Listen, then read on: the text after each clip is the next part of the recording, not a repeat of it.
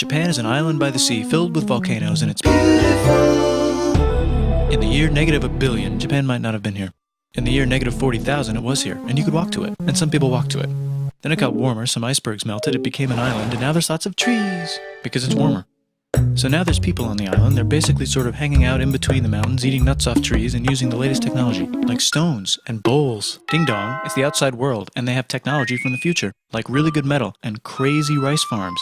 Now you can make a lot of rice really quickly. That means if you own the farm, you own a lot of food, which is something everybody needs to survive. So that makes you king. Rice farming and rice kingdoms spread across the land, all the way to here. The most important kingdoms were here, and here. But this one was the most important, ruled by a heavenly superperson, or emperor for short. Knock knock, get the door, it's religion. The new prince wants everyone to try this hot new religion from Biekt. Please try this religion, he said. No, said everybody. Try it, he said. No, said everybody again, quieter this time. And so the religion was put into place, and all the rules that came with it.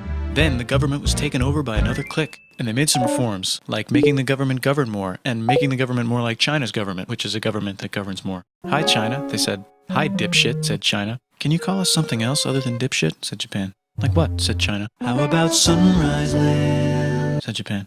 And they stole China's alphabet and wrote a book about themselves. And then they made lots of poetry and art and another book about themselves. Then they stopped moving the capital every time the emperor died and kept it in one place for a while, right here. And they conquered the north, finally. Get that squared away.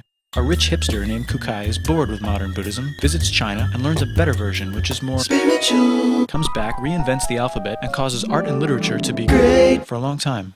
And the royal palace turned into such a dream world of art that they really didn't give a shit about running the country. So if you live outside the palace, how are you supposed to protect your shit from criminals? Hire a samurai. Everyone started hiring samurai. Rich, important people hired samurai. Poor people who could not afford to hire samurai did not hire samurai. The samurai became organized and powerful, more powerful than the government. So they made their own military government. Here, they let the emperor still be emperor, but the shogun is actually in control. Breaking news, the Mongols have invaded China. We've invaded China, said the Mongols. Please respect us, or else we might invade you as well. Okay, said Japan. So the Mongols came over, ready for war, and died in a tornado. But they tried again, and had a nice time fighting with the Japanese, but then died in a tornado. Then the emperor overthrows the shogunate. Then the shogunate overthrows him back and moves to Kyoto and makes a new shogunate. And the emperor can still dress like an emperor if he wants, that's fine. Now there's more art. Like painting with less colors, collaborative poetry, plays, monkey fun, tea parties, gardening, architecture, flowers. It's time for who's going to be the next shogun. Usually it's the shogun's kid, but the shogun doesn't have a kid. So he tries to get his brother to quit being a monk and be the next shogun. He says okay, but then the shogun has a kid. So now who's it going to be? Vote now on your phones. And everyone voted so hard that the palace caught on fire and burned down. The shogun actually didn't care. He was off somewhere doing poetry. And the whole country broke into pieces. Everyone is fighting with each other for local power, and it's anybody's game. Knock knock, it's Europe. No, they're not here to take over. They just want to sell some shit, like clocks, and guns, and Jesus. So that's cool, but everyone's still fighting each other for control, now with guns. And wouldn't it be nice to control the capital, which right now is puppets, with no one controlling them? This clan is ready to make a run for it, but first they have to trample this smaller clan, which is in the way. Surprise, the smaller clan wins, and the leader of that clan steals the idea of invading the capital and invades the capital. And it goes very well. He's about halfway through conquering Japan when someone who works for him kills him, and then someone else who works for him kills them, and that guy finishes conquering Japan. And then he confiscated everybody's swords, and made some rules. And now I'm going to invade Korea, and then hopefully China, he said, and failed, and also died. But before he died, he told these 5 guys to take care of his 5-year-old son until he's old enough to be the next ruler of Japan. And the 5 guys said, yeah, right, it's not going to be this kid, it's going to be one of us, because we're grown-ups. And it's probably going to be this guy, who happens to be way more rich and powerful than the others. A lot of people support him, but a lot of people support not supporting him. They have a fight, and he wins, and starts a new government, right here. And he still lets the emperor dress like an emperor, and have very nice things. But don't get confused, this is the new government, and they are very strict. So strict they closed the country. No one can leave, and no one can come in. Except for the Dutch, if they want to buy and sell shit, but they have to do it right here.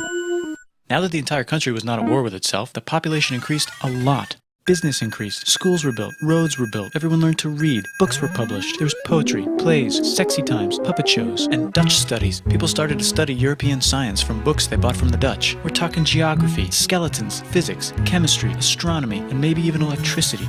Over time, the economic and cultural prosperity began to gradually slow down. Knock knock.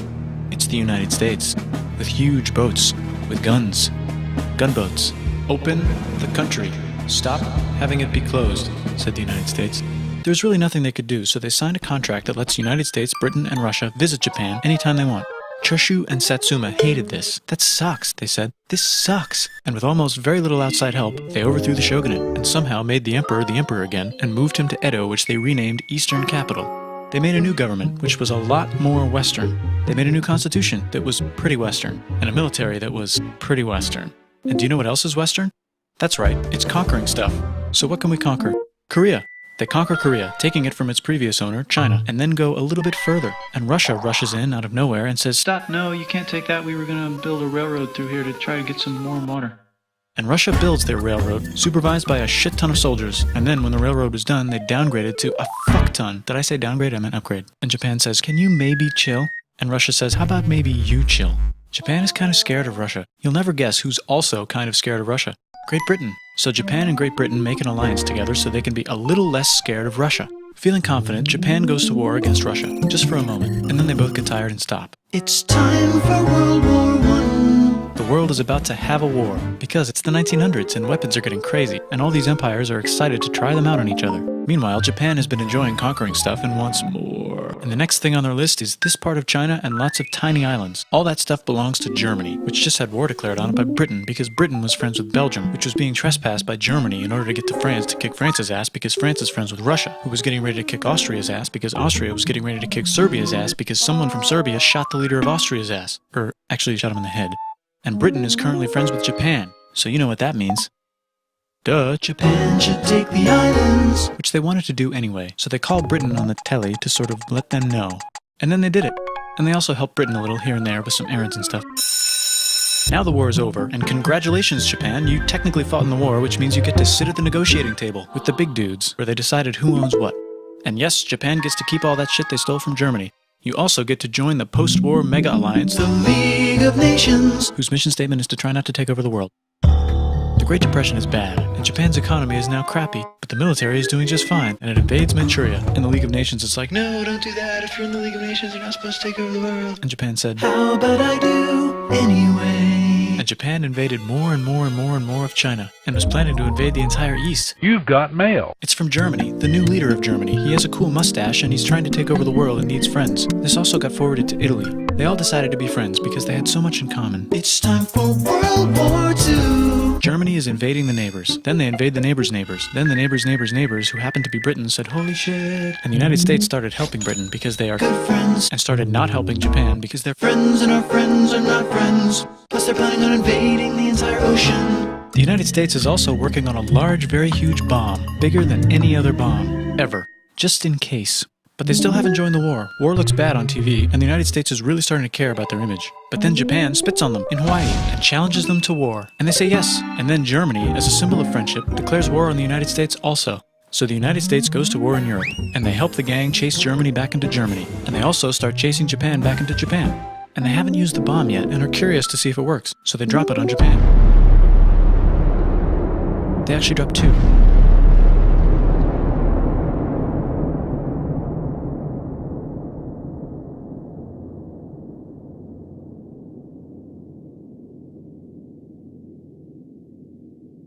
The United States installed a new government, inspired by the United States government, with just the right ingredients for a post-war economic miracle. And Japan starts making TVs, VCRs, automobiles, and camcorders as fast as they can, and also better than everybody else. They get rich, and the economy goes wild, and then the miracle wears off. But everything's still pretty cool, I guess.